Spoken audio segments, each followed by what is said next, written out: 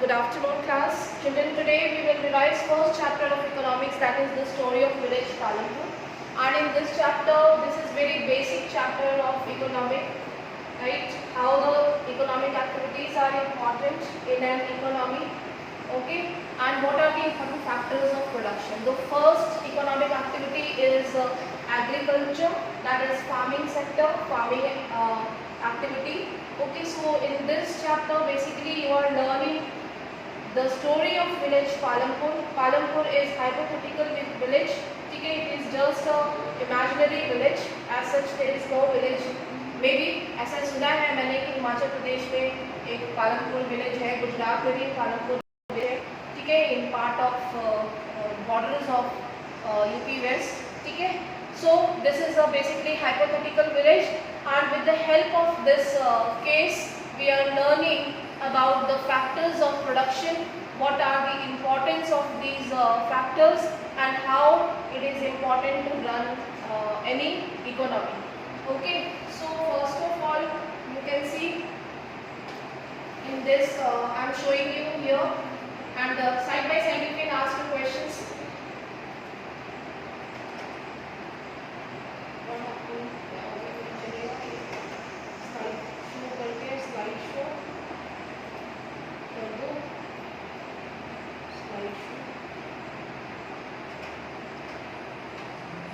Okay, so you can see here now, Palampur, it is well connected with neighboring villages and towns. Raiganj is 3 kilometers. You have to just find out very small information which are given in the chapter. Okay, 1 marks question के लिए ये बहुत ही important है. So children, this village is comprised of 450 families belonging to different castes, having the categories of the farmers. Some farmers are poor, some are landless, some are rich farmers. Okay, so you have to just go through the classification or the categorization of the farmers. ठीक है, कौन rich, कितने number of people are rich farmers है, कितने middle farmers है, such kind of information. Some people are comprising including in scheduled caste, 1/3 of the population, and live in the corner of the village in small houses. So basically we can observe such segregation in village society, जहाँ पे कि जो scheduled caste या फिर lower caste people, they are living outside or means in the corner of the village. Okay, and most of the houses have electric connections. So Palampur village is we can say average developed village, जहाँ पे कि almost सभी facilities available है. It has 2 primary schools, one has high school. There is a primary health center also. Okay, government hospital भी है, government health center भी है, and one private dispensary is also there. So Palampur has fairly well developed systems of road, transport, irrigation facilities, electricity, school and healthcare. Now you can see the story of village Palampur consists of some factor of production. First point, factors of production are land, labor, physical capital and human capital. Okay, so factors of production are land, labor, physical capital and human capital. Can you see all of it? I have shared these notes in class also when we were doing explanation, isn't it? Yes, ma'am. ठीक है. The next part is land distribution. It means this is the overview of the chapter. At a glance you can understand what we have learned in this chapter. Land distribution है, small farmers है, कुछ farmers medium farmers भी है, जिनके पास less than 2.5 hectare जमीन है, भाई 2 से भी कम है, वो बहुत ही poor या small farmers में include होंगे, और जिनके पास उससे ज़्यादा है वो large farmers में include होंगे. Some of the farmers work on other field. On rich farmers' land, they are landless farmers. ठीक है, they are working as laborers. Okay, so this was the classification of land distribution in Palampur. And non-farming activities. What are the farming activities? We can just it's a basic economic term now. अब तक आपको ये सारी चीज़ समझ में आ गई होगी कि फार्मिंग और नॉन फार्मिंग एक्टिविटी क्या है. जैसे कि फार्मिंग एक्टिविटीज प्राइमरी सेक्टर में हम इंक्लूड करते हैं, ठीक है, और नॉन फार्मिंग एक्टिविटीज कुछ भी हो सकती है, ठीक है. तो farming activities like multiple cropping system is there, modern methods of agriculture is there. Means Palanpur में ये दोनों ही मेथड है, तो yield good production and high production.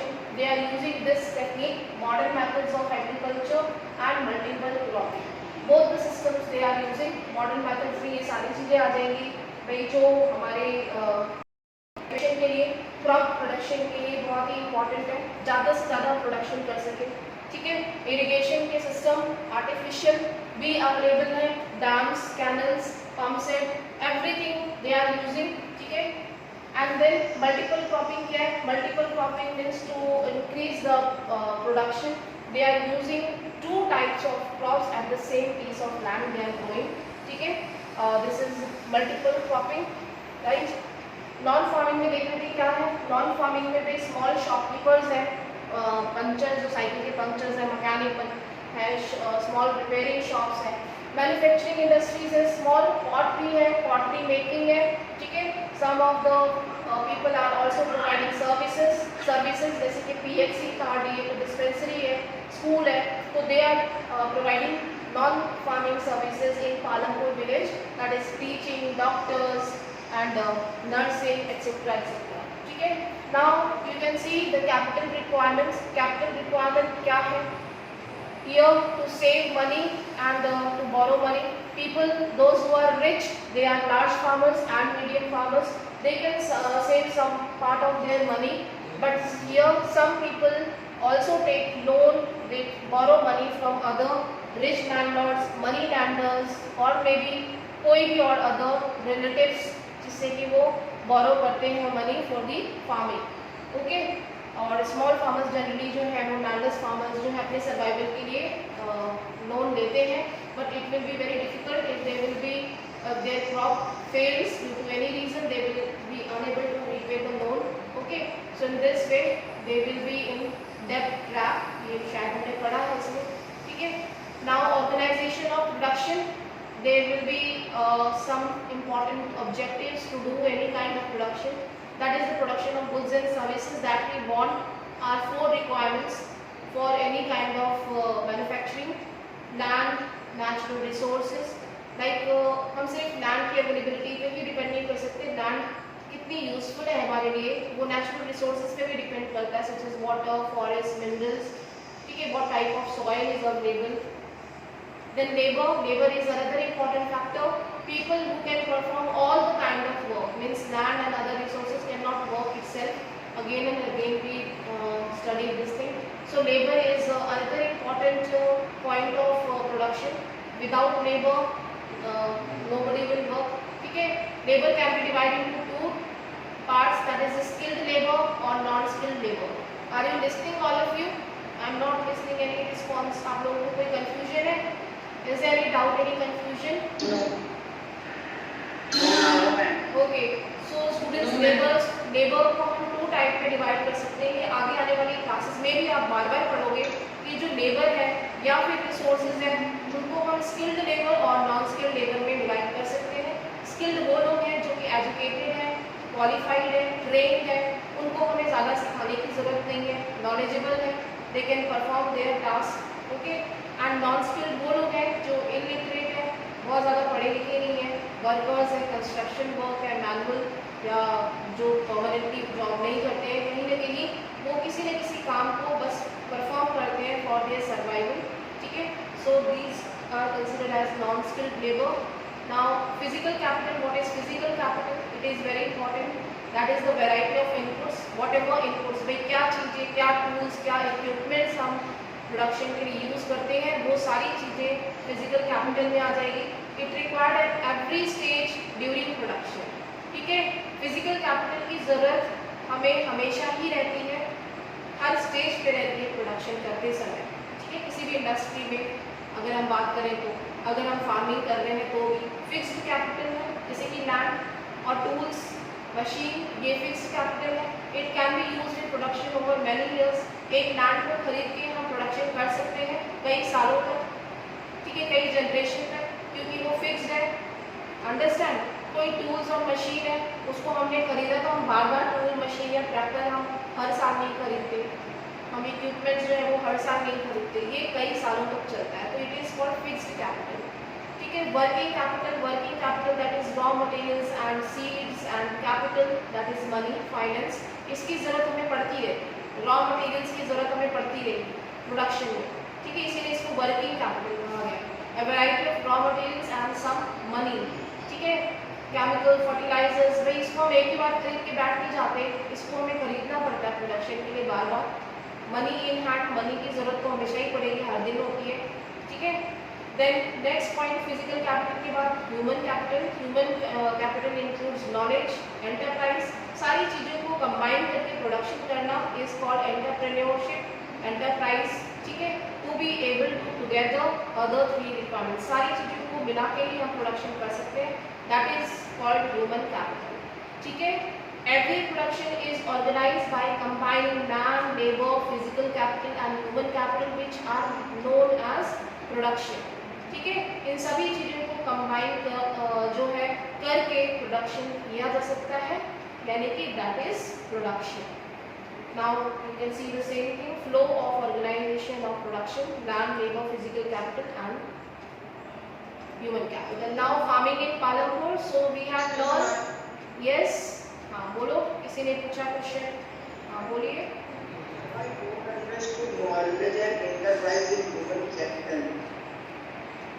What do you mean by enterprise? Knowledge and enterprise. Knowledge and enterprise means student, अगर हम कोई भी चीज़ है, नॉलेज है, वो ह्यूमन कैपिटल के पास है, ठीक है। And enterprise means all other factors, इन सबको कंबाइन करके प्रोडक्शन करना, फैक्ट्रीज में, इंडस्ट्रीज में, ठीक है, टुगेदर। ये सारी चीज़ें जो है वो हम अलग अलग जगह जाके प्रोडक्शन नहीं कर सकते, हमको ये सारी चीज़ें कंबाइन करनी पड़ेगी ना। तो ये कौन कंबाइन करेगा? ये ह्यूमन कैपिटल करेगा। कैसे करेगा? अपनी नॉलेज के बेस पे, अपने स्किल के बेस पे, ठीक है। तो ये कंबाइन करना ही called entrepreneurship, understand? Entrepreneurship, enterprise, to be able to together other three requirements, इन सारी चीज़ों को कंबाइन करके प्रोडक्शन कौन करता है? ह्यूमन कैपिटल करता है। और कंबाइन करने का जो प्रोसेस है दैट इज कॉल्ड एंटरप्रेन्योरशिप, ठीक है। Now farming in Palampur, yes, is there any other doubt? Anyone? I am speaking, nobody is asking. Farming in Palampur, land is fixed, that we have already learn. Land जो है वो fixed होती है, it can not be increase, ये flexible नहीं है, इसको हम घटा या बढ़ा ही सकते हैं, ठीक है। Farming is the main occupation in Palampur, ये सभी को पता है, अभी तक हमने यही सुना है कि पालमपुर जो है वो फार्मिंग एक्टिविटी के लिए सबसे फेमस है। यहाँ पे फार्मिंग ही सबसे पहला ऑक्यूपेशन है लोगों का। 75% लोग जो है यहाँ पे फार्मिंग से अपने सर्वाइवल, अपनी लाइवलीहुड चलाते हैं। दे कैन बी फार्मर और फार्म लेबरर्स ऑल्सो, ठीक है। But since 1960 there is no expansion in land area under cultivation। ऐसा क्यों कहा गया है? क्योंकि 1960 में क्या हुआ था? डिस्ट्रीब्यूशन ऑफ लैंड हुए थे, लैंड रिफॉर्म्स हुए थे, चकबंदी हुई थी, जहाँ पे लोगों को लैंड डिस्ट्रीब्यूट कर दिया गया था by the government after independence, ठीक है। So it was major step taken by the government. And उसके बाद जो लैंड का इनहेरिटेंस सिस्टम जो है इंडिया का, उसके बाद लैंड जो है वो बढ़ती चली गई है, उसका कोई एक्सपेंशन नहीं हुआ है, ठीक है। Land is divided basically because we follow the inheritance system. याद आया आपको? बताया था मैंने कि जैसे जैसे जनरेशन है, फैमिलीज हैं, जैसे बढ़ती जाती है वैसे वैसे डिवीजन होता है, ठीक है। तो ये that is why land has not expanded. Therefore some waste land has been converted to cultivable land. इसी वजह से जो हमारे खाली ज़मीनें थी, जो वेस्ट लैंड थी, उनको भी हमने कल्टिवेबल लैंड में ट्रांसफॉर्म कर दिया है या फिर उन पर अपने घर बना लिए हैं। There is no further scope to increase land area. अब कोई स्कोप बचा नहीं है, हमारे पास बहुत लिमिटेड लैंड है। लैंड का एक स्टैंडर्ड यूनिट है मेजर करने का, वो है hectare. Hectare, one side is equal to 100 metre, ठीक है। One side is equal to 100 metre, ये इसको मेजर करने का तरीका। Other units like that we speak in our local language, bigha, 1 bigha, 2 bigha, 3 bigha, 10 bigha या कुंठा, ठीक है। इस लोकल लैंग्वेज में हम लैंड को मेजर करते हैं। हाउ लैंड इज डिस्ट्रीब्यूटेड, ये हम ऑलरेडी अभी हमने ओवरव्यू में देखा था फ्लो चार्ट में कि टोटल 450 फैमिलीज रहती हैं पालमपुर विलेज में, ठीक है। जिसमें से कि in Palanpur about 1/3 of the 450 families are landless, that is 150 families जिनके पास किसी भी तरीके का कोई भी लैंड नहीं है। ऐसे लोग दलित हैं, ठीक है, दलित have no land for cultivation. Of remaining families who own land, 240 families cultivate land less than 2 hectares land, ठीक है, और उसमें भी 450 families में से भी 240 families जो है उनके पास 2 हेक्टेयर से कम लैंड है, which doesn't give much profit to the economy. In Palanpur there are 60 families which are medium and large farmers, यानी कि large farmers का रेशियो बहुत ही कम है, and they cultivate more than 2 hectares of land, ठीक है, उनकी ज़मीन 2 हेक्टेयर से ज़्यादा है। A few of the large farmers have land extending over 10 hectares or more. बहुत से large farmer हैं जिनके पास 10 हेक्टेयर से भी ज़्यादा ज़मीन है, बहुत कम है ऐसे फार्मर, ठीक है। Is there any way to grow more crops on the same field? Yes, ये क्वेश्चन आता है। Like for example, green revolution, with the help of modern methods of agriculture, we can increase our production on the same piece of land with the use of modern inputs. So what are the modern inputs? ये question यहाँ पे बन सकता है। What are the traditional methods of cultivation? Traditional methods से अगर cultivation करते हैं तो बहुत प्रोडक्शन इंक्रीज नहीं हो पाएगा, ठीक है, लेकिन मॉडर्न मेथड से इंक्रीज होता है। तो ट्रेडिशनल मेथड्स के भी कुछ बेनिफिट है और मॉडर्न मेथड्स के भी कुछ बेनिफिट है। What are the advantage and disadvantage, ये आपको खुद बिटवीन द लाइंस आप समझ जाओगे, ठीक है, समझ में आ गया ना। Hybrid variety of seeds, fertilisers, modern machinery, pesticide, tractor etcetera etcetera, ये सारी चीज़ें ज़रूरी है, ठीक है। मल्टीपल क्रॉपिंग भी आपको बता दिया है। Growing more than one crop on a piece of same piece of land during the पता नहीं क्या लिखा है, year increases yield on a given piece of land during rainy season। भाई ये भी आपको डिफरेंशिएट करना आना चाहिए कि what is the difference between rabi and kharif crop. Kharif crop is grown in this season, जो अभी ये वाला सीजन चल रहा है इसको हम खरीफ सीजन कहते हैं। जैसे जुलाई या एंड ऑफ जून होता है तो हम खरीफ की क्रॉप ग्रो करते हैं, that is rice, jowar, bajra etcetera, ये सारी खरीफ की क्रॉप है जिसको कि हम हार्वेस्ट करते हैं अक्टूबर और इन बिटवीन अक्टूबर नवंबर, ठीक है। मैम अभी खरीफ का ही सीजन है। यस, अभी अगर आप जाएंगे कहीं कंट्री साइड, थोड़ा सा आप शहर से बाहर निकलेंगे तो आप देखेंगे कि जो लोग हैं वो धान को जो है लगाते हैं, ट्रांसप्लांट करते हैं, धान, बाजरा। यस, ठीक है, हाँ बोलो। मार्च में भी उसका सीजन रहता है, तभी का मौसम रहता है। अक्टूबर नवंबर तक जो है वो राइस जो है वो बहुत ज़्यादा टाइम नहीं लेता है, ठीक है, क्योंकि बहुत ही टेंडर सा प्लांट होता है, फटाफट रेडी हो जाता है 2 महीने में। और अक्टूबर जब हीटेड मंथ होता है आफ्टर रेनी सीजन, अक्टूबर में हम इसकी हार्वेस्टेशन स्टार्ट कर देते हैं ज़्यादातर, ठीक है। फिर नवंबर के लास्ट या दिसंबर के बिगनिंग से रबी सीजन स्टार्ट हो जाता है, ठीक है। Rabi season in which we generally grow wheat, mustard, grams, ठीक है। आपने देखा है ये सारी चीज़ें हमें सर्दियों में मिलती है, सर्दियों में मिलती है ना, शुगर केन, रबी क्रॉप्स, व्हीट, है ना, ये सारी चीज़ें जो है वो सर्दियों में हम ग्रो करते हैं। तो this is called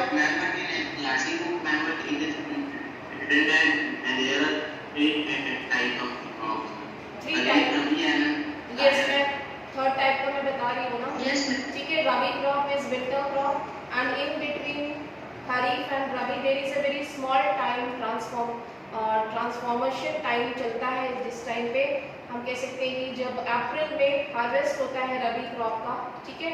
in between that time, after that time मई और जून, दिस इज ट्रांसफॉर्मेशन टाइम, ठीक है, जिस टाइम पे लोग अपनी फील्ड्स पे या तो खाली छोड़ देते हैं या फिर उसको प्रिपेयर करते हैं। कुछ ऐसे फार्मर्स हैं दे ग्रो जायद क्रॉप, ठीक है।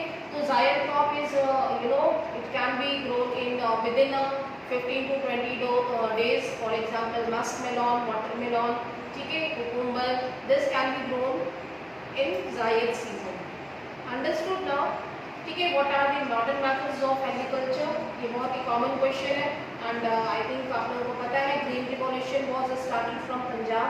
It was started in 1960s and 70s during the time of Indira Gandhi government.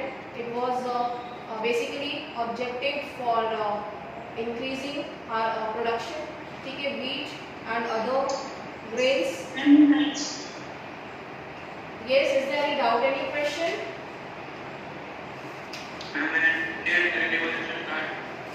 It was started in 1960s, 1960, ठीक है, 1960. It was सिर्फ एक दो साल तक नहीं था ये, ऑलमोस्ट एक डिकेड तक ये चलता रहा, 71 तक, ठीक है.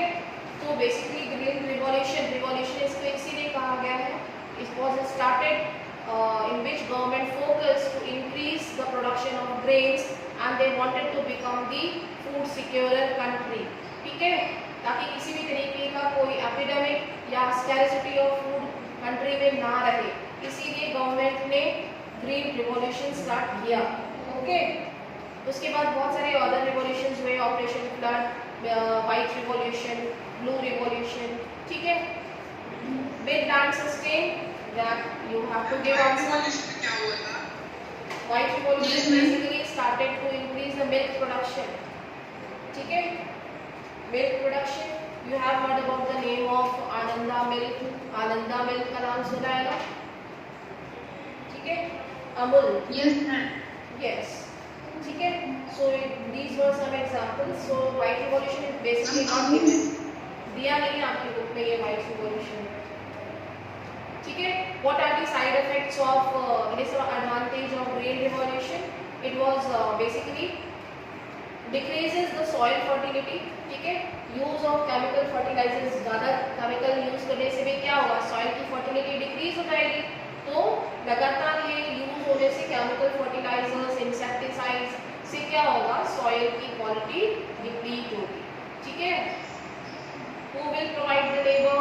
बेसिकली यहाँ पे लैंडलेस लेबरर्स हैं, फार्म लेबरर्स हैं, ठीक है. Farmers they are cultivating on their field, ठीक है. Now look at the non farming activities. What are non farming activities? That is dairy farming, domestication of animals, small shopkeeping, small manufacturing and transportation, ठीक है. These are some non farming examples. So you should know what are the differences between farming and non-farming activities in Palanpur. Understood? So people involved in both the kind of activities. दोनों activities जरूरी है, farming भी और non-farming भी, economy के लिए. कि some people are providing their services, they provide support to the farming sector. जैसे कि जो चीजें produce कर रहे हैं उसको shopkeepers sell भी तो करते हैं, ठीक है. We can sell small general store which sell a whole range of rice, wheat, sugar, tea, oil, etc.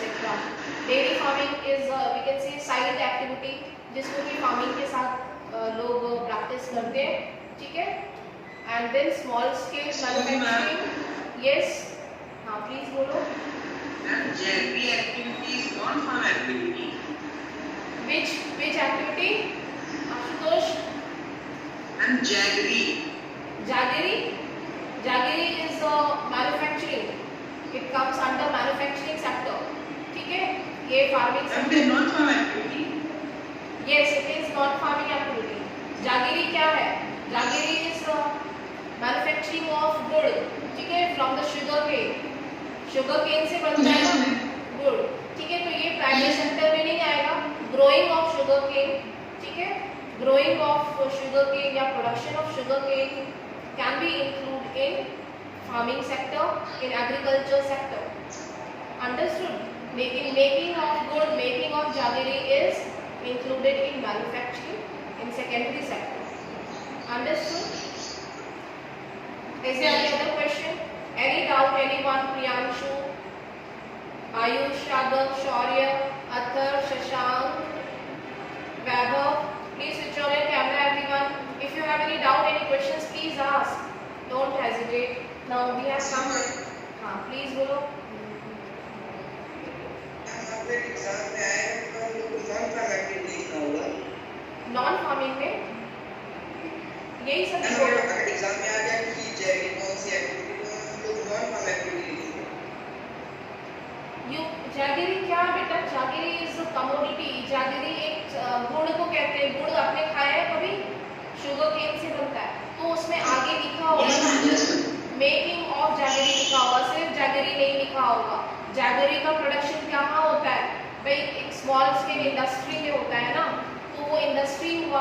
Secondary sector में आएगा, वो मैन्युफैक्चरिंग प्रोसेस है। अंडरस्टूड?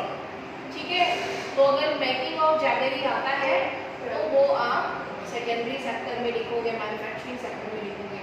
ठीक है, बहुत सिंपल सी चीज़ है, इतना समझाने की जरूरत ही नहीं है ना। ट्रांसपोर्ट फास्ट डेवलपर सेक्टर, ये बहुत ही इंपॉर्टेंट है, जो सर्विसेज प्रोवाइड करते हैं। ठीक है, वो transportation services. This is the end of the chapter. Now this presentation is finished. Is there any doubt, any questions you can ask? ठीक है, these are some important topics. In this way you will prepare the chapter. Is there any doubt, any question? किसी को कोई doubt नहीं है?